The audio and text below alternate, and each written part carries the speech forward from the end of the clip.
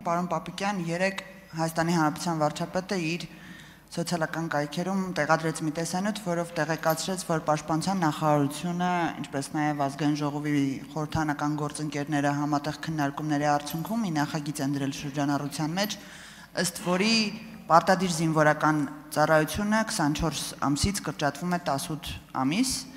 Իհարկե, հասարակության մոտ լայն արձագանք ստացավ այս նախագիծը, մեծամասնությամբ հասարակությունը կողմ դիրքորոշում էր հայտնում, բայց չնայած դրան մեր ընդդիմությունը ինչպես ամեն ինչում փորձեց գտնել թիրախավորման կամ քննադատության տեղ եւ ընդդիմության տեսանկյունն այն է, որ այս նախագիծը բերված է հատուկ մեր 26 թվականի ընտրություններից ընդառաջ եւ ընդհանրապես քարոզչական տեխնիկա է։ Ես կխնդրեմ ձեր մեկնաբանությունը այս հատվածով։ Ձեր թույլտվությամբ ես հարցին մի փոքր ընդգրկուն անդրադառնամ, քանի որ վերջին 2 օրերի ընթացքում հանրային տարբեր հարթակներում կամ հանրային տարբեր գործիչների կողմից տարբեր տիպի քննադատություններ են հնչել։ Ըստ էության, որովհետեւ ձեր հարցին սկզբից պատասխանեմ, նշեմ, որ այս միտքը նոր միտք չէ։ Նախ խորհուրդ կտամ այն գործընկերներին, ովքեր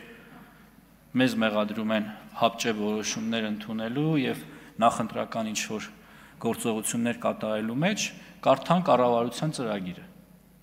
Կառավարության ծրագրով մենք ստանձնել ենք պարտավորություն, որ մեր գործունեության հնգամյա հատվածում պայմանագրայինների ավելացման հաշվին կրճատելու ենք ժամկետային զինծառայություն։ Դա սևով սպիտակի վրա գրված է։ Կարելի է հիմա կարդալ։ Երկրորդ փաստաթուղթը Հայաստանի Հանրապետության բանակի կերպափոխման հայեցակարգ։ Այնտեղ նույնպես նմանատիպ հանձնառություն ենք ստանձնել։ Կարծում եմ սրանով ամեն ինչ ասված է, թե ինչպիսի երկարաժամկետ պլանավորման արդյունք է սա։ Եվ իհարկե ամեն ինչ կախված պիտի լիներ, թե մեզ հաջողվում է արդյոք այս տարիների ընթացքում պայմանագրայինների թվաքանակը ավելացնել։